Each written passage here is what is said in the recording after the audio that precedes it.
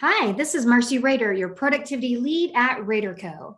I'm the principal contributor to the Health Powered Productivity Podcast, where we give you bite sized nuggets of knowledge in areas of productivity, health, and clutter that you can implement right away. Looking for ways to support our health powered productivity mission? We welcome donations to our tip jar, linked in the show notes. We encourage you to check out our RaderCo recommendations page on our site, where we list all of our favorite products, services, and apps. We get a little kickback and you get vetted tools that we use ourselves. Now, on with the show. Are you guilty of phubbing your husband, your wife, your partner, your kids, maybe your coworkers? You meet a friend for coffee and you phub her? Phubbing, phone snubbing. This word became part of my vocabulary after learning about it through a company called Bagby. And Bagby is founded by Juan Sanchez, and the idea was to bring wellness into the digital world. And it doesn't mean remove technology, it just means, incorporate it into our lives in a way that it is not the point of our life. And to be mindful of when we're using it. Phubbing is phone snubbing. So a few years ago, we had a small New Year's Eve party, and there were 6 of us, and we decided to run a little experiment. And we bought a Bagby social mindful phone holder, and we asked everybody when they got there to put their phones in the holders.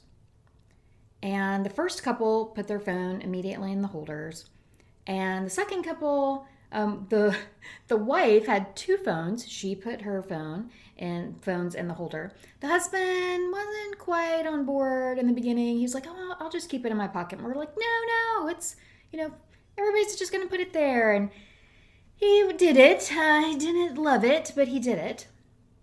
And it was a really cool experiment because what we found was that throughout the night, when we would immediately go for our phones to look something up, like who was the actor in Bohemian Rhapsody, or what was the score on this, and what year did this happen?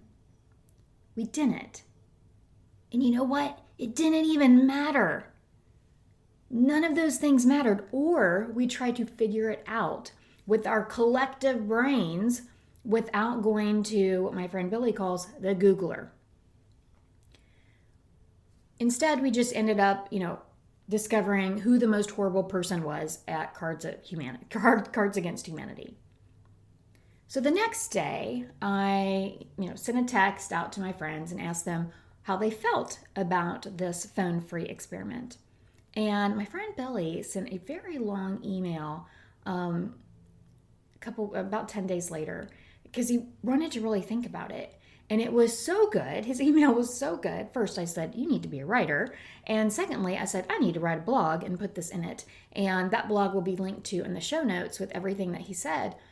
But basically, he didn't realize how dependent he was on his phone, how so much of it was just impulse control, and that he really enjoyed just hanging out and not having this pressure of going to the phone or even, that impulse.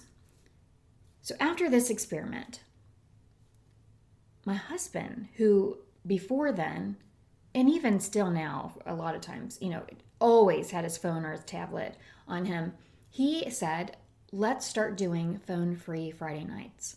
And we have been doing this for the last, 3 years. And so every Friday at 6 p.m., we put our phones in the holders.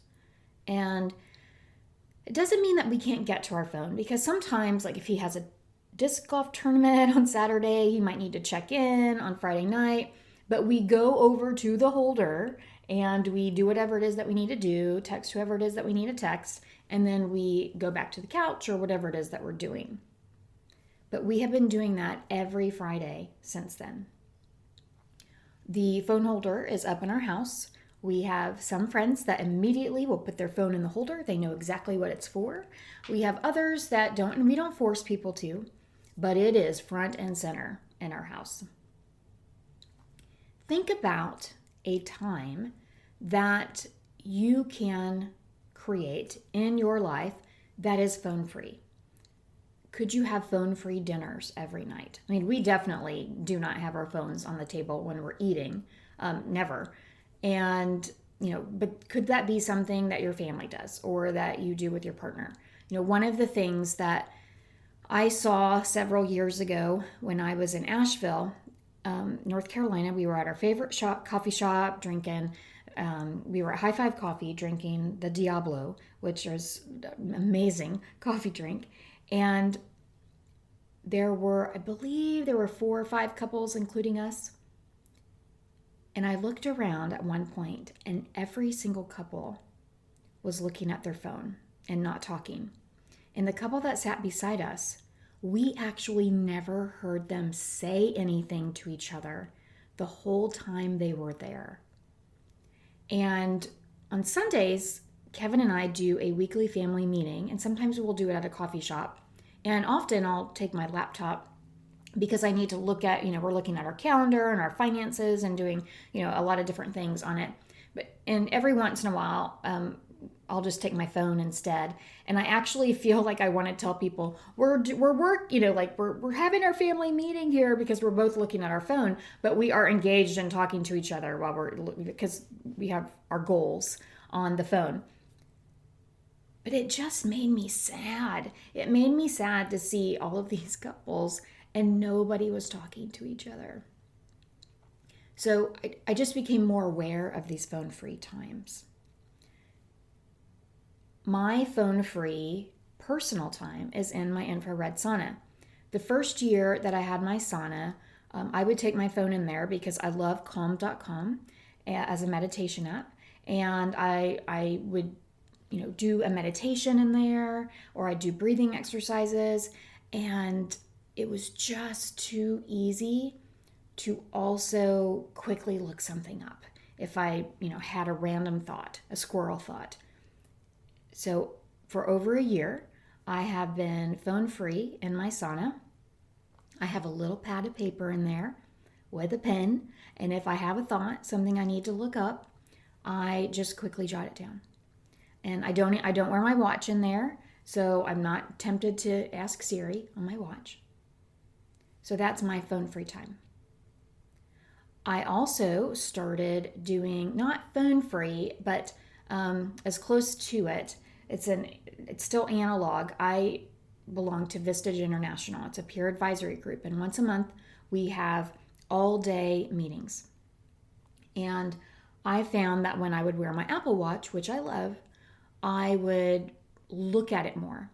And even though I don't have the haptics on, I can see if I have a text. And it was just too easy. So I started wearing my Sector watch that I've had for 25 years. And so I go analog, and then I only check my phone, look at it during breaks or quickly at lunch just to see if my concierge has sent anything that I need to address. But those are my phone-free times. So think about something that you're doing, whether it's at dinner, in bed, in the bathroom. What is it that you're doing that you could make it phone-free? Be more present with the people around you, or even just think. Do you want to learn how to be more focused and present? At RaderCo, we have a training called Focus Power-Ups. Manage distractions, set guardrails, and be more present. If you are always pulled away by your phone, thinking of your inbox during dinner, and the ring, ping, buzz, and knocks are everywhere, consider bringing us in for a training or your conference to learn how to increase willpower and decrease digital distractions. Reduce communication overload and avoid costly mistakes, and recharge your batteries by creating low sensory and screen-free times. I promise the secret isn't retreating to a cave, but you can enact the right tech guardrails and habits to help you be more present and gain the concentration you need. Ditch the distractions and find your focus.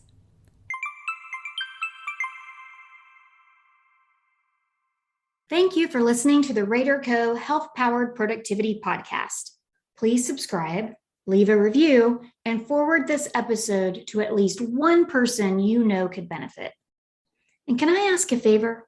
If you felt this podcast was valuable, please consider supporting it by donating to our tip jar to continue giving you bite-sized nuggets of knowledge.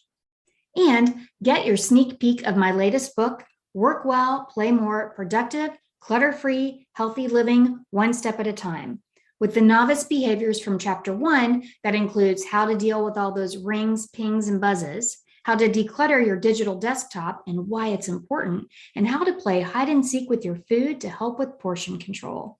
It's waiting for you at helloraderco.com/gift.